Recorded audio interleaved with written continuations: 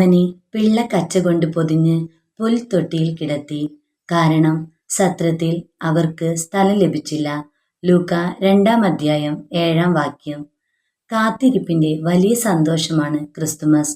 പ്രതീക്ഷ നഷ്ടപ്പെടാതെ ക്രിസ്തുവിനെ നമ്മുടെ ജീവിതത്തിലേക്ക് ചേർത്തു നിർത്താം. നമ്മുടെ ഹൃദയങ്ങളിൽ ഈശോയ്ക്ക് സ്ഥലമൊരുക്കാം.